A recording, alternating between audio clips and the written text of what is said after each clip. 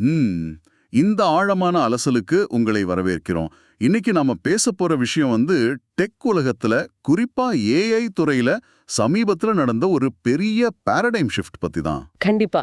இது ரொம்ப சுவாரஸ்யமான ஒரு டாபிக். ஆமா, டெல்லியில நடந்த இந்தியா ஏஐ இம்பாக்ட் மாநாட்டை பத்தி நீங்க கண்டிப்பா நியூஸ்ல பார்த்திருப்பீங்க. அந்த மாநாட்டுல கூகுள் சிஇஓ சுந்தர் பிச்சை, அப்புறம் ஓப்பன் ஏஐ சிஇஓ சாம் ஆல்ட்மன் மாதிரி டெக் உலகத்தோட உச்சத்துல இருக்கிற பல பேர் அங்க வந்திருந்தாங்க. கரெக்ட். ஆனா அந்த மாநாட்டுல அவங்க பெரிய பெரிய கார்ப்பரேட் தலைவர்கள் எல்லாம் விட்டுட்டு ரொம்ப ஆர்வமா ஒருத்தரை தேடி போய் பேசுனாங்க. அதுதான் அங்க நடந்த பெரிய ஹைலைட். அவரு ஒரு பெரிய சயின்டிஸ்டோ இல்ல பில்லியன் டாலர் கம்பெனியோட சிஇஓவோ கிடையாது. அவர் ஒரு 8 வயது இந்திய சிறுவன். வெறும் 8 வயசு. நினைச்சு பார்க்கவே ரொம்ப ஆச்சரியமா இருக்கு. ஆமா, அவனோட பேரு ரன்வீர் சச்தேவா. இது ஏதோ வழக்கமா வர்ற ஒரு வைரல் கிட் நியூஸ் கிடையாது. நிச்சயமா கிடையாது. இது ஒரு முழுமையான டெக்னிக்கல் பிரேக் த்ரூ. நாம இன்னைக்கு அந்த 8 வயசு பையன் அப்படி என்ன டெக்னாலஜியை உருவாக்குனா, அது ஏன் சுந்தர் பிச்சை, சாம் ஆல்ட்மன் கவனத்தை ஈர்த்துச்சு அப்படிங்கறத ரொம்ப ஆழமா அலச போறோம். அதாவது இந்த தகவலை நாம வெறும் ஒரு ப்ராடிஜி அப்படின்னு சொல்ற ஒரு அதிமேதாவி பையனோட சாதனையா மட்டும் பார்க்க கூடாது. வேற எப்படி பார்க்கணும்னு சொல்றீங்க? இது ஒரு ஜெனரேஷனல் ஷிஃப்ட் எப்படி நடக்குது அப்படிங்கிறதுக்கான ஒரு லைவ் எக்ஸாம்பிள். ஓஹோ. இன்னைக்கு இருக்கிற டெக்னாலஜிய நம்ம எல்லாரும் ஒரு டூல் மாதிரி தான் பார்க்கறோம். ஆனா பிறக்கும் போதே ஏஐயோட சேர்ந்து வளரக்கூடிய இந்த தலைமுறை தொழில்நுட்பத்தை எப்படி அணுகுறாங்கன்னு இதுல இருந்து தெரிஞ்சுக்கலாம். நீங்க சொல்றது ரொம்ப சரி. அவங்களோட சிந்தனை வேகம் எப்படி இருக்கு அப்படிங்கறத புரிஞ்சுக்க இந்த ரன்வீரோட கதை நமக்கு ரொம்பவே உதவும். ஆமா, ரன்வீர் சச்தேவா 2017ல பிறந்தவன். நீங்க கொஞ்சம் கற்பனை பண்ணி பாருங்க, நீ இவன் வயசுல என்ன பண்ணிட்டு இருந்தீங்க? நாலாம் கண்டிப்பா மண்ணுல விளையாடிட்டு இருந்திருப்பேன். ஆமா, நாமும் அப்படிதான். ஆனா இந்த பையன் தன்னோட 3 வயசுலயே கோடிங் பண்ண ஆரம்பிச்சிட்டான். 3 வயசுல கோடிங், இது நிஜமாவே ஒரு பெரிய விஷயம்தான். அது மட்டும் இல்ல, 5 வயசுல ஒரு டெட்எக்ஸ் ஸ்பீக்கரா மேடை ஏறிட்டான். உலகமே அவனை திரும்பி பார்க்க ஆரம்பிச்சிருச்சு. இதுல ஒரு முக்கியமான விஷயத்தை நாம கவனிக்கணும். என்ன விஷயம்?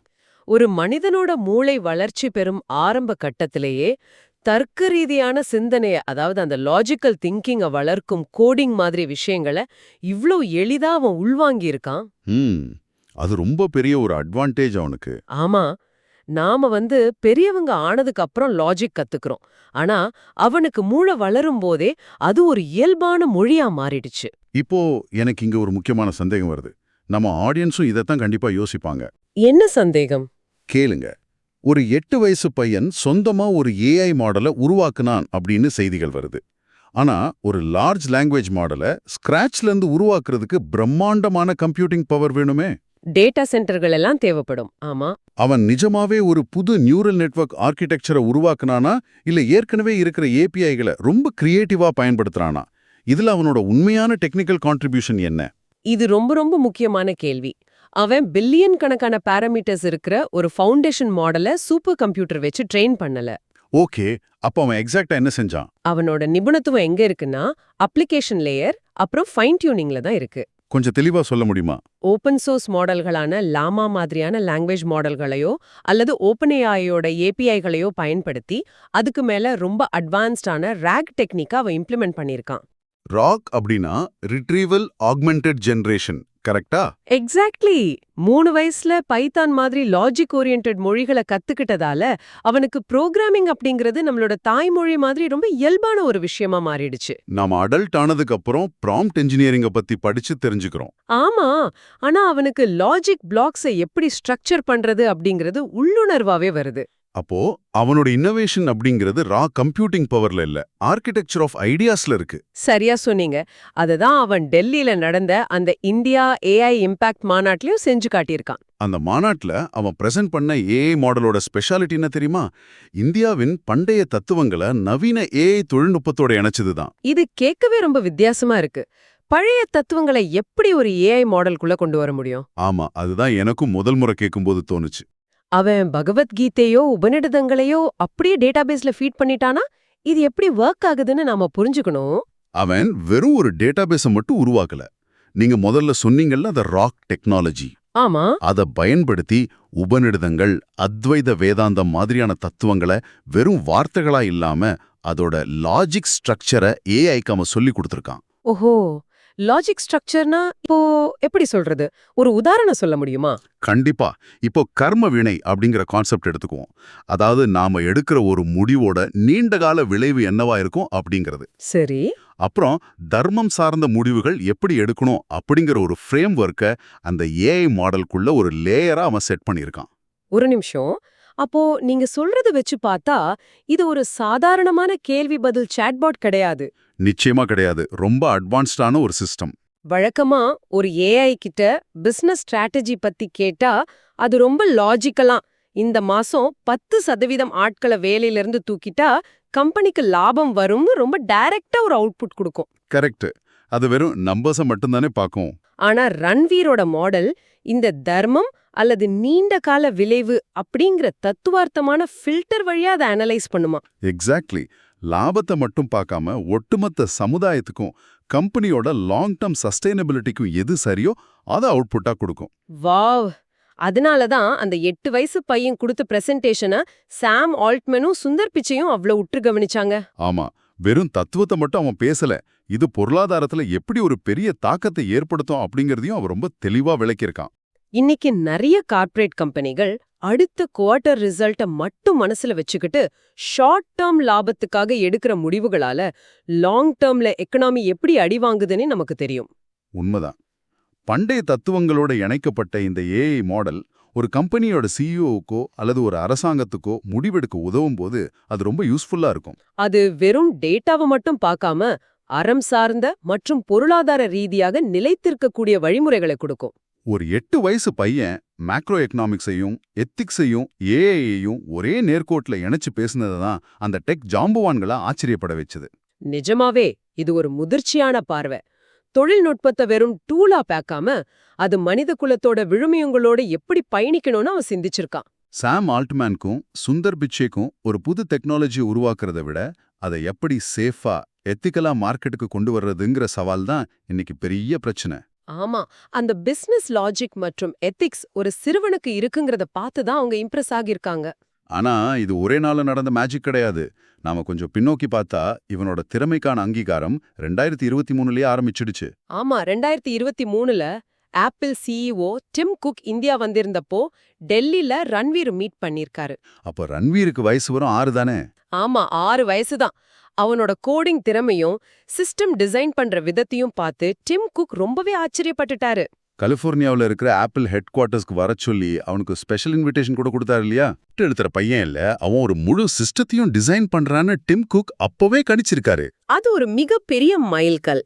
அதுக்கப்புறம் 2025ல அவனுக்கு 7 வயசு இருக்கும்போது இன்னொரு பெரிய சம்பவம் நடந்துச்சு. ஜெனீவால நடந்த ஐக்கிய நாடுகள் சபையோட அனைவருக்கும் ஏஐ அப்படிங்கிற உலகளாவிய மாநாட்டுல அவன் கலந்துகிட்டு பேசியிருக்கான். உலக நாடுகளோட பிரதிநிதிகள் முன்னாடி ஒரு 7 வயசு இந்திய பையன் ஏஐயோட எதிர்காலம் பத்தி பேசுறது சாதாரண விஷயமா? நிச்சயமா இல்ல. ஆனா அந்த ஐநா மாநாட்டுல நடந்த இன்னொரு விஷயம் தான் எனக்கு ரொம்ப இன்ட்ரெஸ்டிங்கா பட்டுச்சு. என்ன விஷயம் அது? அந்த மாநாட்டுல ரன்வீர் யார் கூட மேடையை பகிர்ந்துகிட்டான் தெரியுமா? ஏஐயோட தந்தை அப்படின்னு அழைக்கப்படுற ஜெஃப் ஹிண்டன் கூட. இது டெக்னாலஜி வரலாற்றில் ரொம்ப முக்கியமான ஒரு காட்சி அப்படின்னு தான் சொல்லணும். இது வெறும் 2 பேரோட சந்திப்பு இல்ல, 2 தலைமுறைகளோட சந்திப்பு. ஜெஃப் ஹிண்டன் பல தசாப்தங்களா தன்னோட வாழ்க்கையவே அர்ப்பணிச்சு கம்ப்யூட்டர்கள் பெரிய அளவுல இல்லாத காலத்திலேயே பேக் ப்ராபகேஷன் மற்றும் நியூரல் நெட்வொர்க்ஸ்க்கான மேத்தமேட்டிக்கல் ஃபவுண்டேஷனை உருவாக்கினவர். ஒரு பக்கம் அப்படிப்பட்ட ஒரு லெஜெண்ட், மறுபக்கம் அந்த ஃபவுண்டேஷன் மேல கட்டப்பட்ட ஏஐ யுகத்திலேயே பிறந்து அதை ஒரு விளையாட்டு பொருள் மாதிரி அசால்ட்டா கையாள்ற ஒரு 7 வயசு ஏஐ நேட்டிவ் சிறுவன். ஜெஃப் ஹிண்டன் ஏஐயோட மெக்கானிக்ஸை உருவாக்குனாருன்னா ரன்வீர் மாதிரியான பசங்க அதோட அப்ளிகேஷனை அடுத்த கட்டத்துக்கு கொண்டு போறாங்க. இதை சிம்பிளா சொல்லணும்னா இன்டர்னல் கம்பஸ்டன் இன்ஜினை கண்டுபிடிக்கிறதுக்கும் அந்த காரை ஓட்டுறதுக்கும் உள்ள வித்தியாசம் மாதிரி. ரொம்ப சரியான உதாரணம். என்ஜின் எப்படி வேலை செய்யுதுன்னு அந்த தலைமுறை யோசிச்சாங்க. ஆனா இந்த தலைமுறை அந்த காரை வச்சுக்கிட்டு அடுத்து எங்க பயணிக்கலாம்னு யோசிக்கிறாங்க. இதையெல்லாம் தாண்டி ரன்வீர் சமீபத்துல ஒரு புத்தகமும் எழுதியிருக்கான். அந்த புத்தகத்தோட தலைப்பு என்ன தெரியுமா? Are you born with AI? அதாவது நீங்கள் ஏஐயுடன் பிறந்தீர்களா அப்படிங்கிறது தான் அந்த தலைப்பு. 8 வயசுல ஒரு புத்தகம் எழுதுறதே பெரிய விஷயம். அதுல அவன் எழுப்பியிருக்கிற கேள்வி ரொம்பவே தத்துவார்த்தமானது. கண்டிப்பா அந்த தலைப்பே நம்மளோட புரிதலை கேள்விக்குள்ளாக்குது. எப்படி சொல்றீங்க? நம்மள பொறுத்த வரைக்கும் டெக்னாலஜி அப்படிங்கிறது நம்ம உடம்புக்கு வெளியில இருக்கிற ஒரு விஷயம், ஒரு கருவி, அவ்வளவுதான். ஆமா, நாமெல்லாம் அப்படிதான் பழகியிருக்கோம். ஆனா ரன்வீர் ஜெனரேஷனை பொறுத்த வரைக்கும் ஏஐ அப்படிங்கிறது அவங்களோட அறிவாற்றலோட ஒரு எக்ஸ்டென்ஷன். அதாவது அவங்க சிந்தனையோட ஒரு நீட்சி. நாம எப்படி கரண்ட் இல்லாம ஒரு வாழ்க்கைய கற்பனை பண்ண முடியாதோ அதே மாதிரி அவங்களுக்கு ஏஐ இல்லாத வாழ்க்கைங்கிறதே கிடையாது. பிறக்கும்போதே ஒரு கோ ப்ராசஸர் நம்ம மூளைக்கு பக்கத்துல இருந்தா மனிதர்களோட கற்றல் திறன் எப்படி மாறும் அப்படிங்கறத அவன் அந்த புத்தகத்துல ரொம்ப ஆழமா அலசியிருக்கான். அது மட்டும் இல்லாம ரோபோட்டிக்ஸ் துறையிலயும் அவன் நிறைய மாடல்களை உருவாக்கிட்டு வரான். அதாவது சாஃப்ட்வேரையும் பிசிக்கல் உலகத்தையும் இணைக்கிற வேலையில அவன் இறங்கியிருக்கான். இதெல்லாம் கேட்கும்போது உங்களுக்கு அதாவது நம்ம நேயர்களுக்கு யோசிக்க வைக்கிற ஒரு விஷயம் கண்டிப்பா இருக்கும். ஆமா, நிறைய பேருக்கு ஒரு தயக்கம் இருக்கும். பல நேரங்கள்ல நம்ம ஏஐ நியூஸை பார்க்கும்போது அடடா டெக்னாலஜி எங்கேயோ போகுது, நாம ரொம்ப பின்தங்கிட்டோமோ அப்படின்னு ஒரு பயம் நமக்குள்ள வரும். ஆனா இந்த 8 வயசு பையன் ஏஐயே ஒரு பயமுறுத்துற டெக்னாலஜியா பார்க்கல. ஆமா அது தத்துவத்தையும் பொருளாதாரத்தையும் கோடிங்கையும் ஒன்னா கலந்து விளையாடுற ஒரு கேன்வாஸ் மாதிரி பார்க்கறான். இதுல இருந்து நம்ம தெரிஞ்சுக்க வேண்டிய முக்கியமான விஷயம் என்னன்னா, தொழில்நுட்பம் கத்துக்க வயசு ஒரு தடை இல்ல. சரியான ஆர்வம் இருந்தா எந்த துறையா இருந்தாலும் அதுல புதுமைகளை புகுத்த முடியும். கற்கும் ஆர்வம் இருந்தா எதுவும் சாத்தியம். சரியா சொன்னீங்க. இன்னைக்கு புதுசா ஒரு விஷயத்தை உருவாக்குறதுக்கு டெக்னிக்கல் நாலேஜ் மட்டும் ஒரு தடையா இல்ல.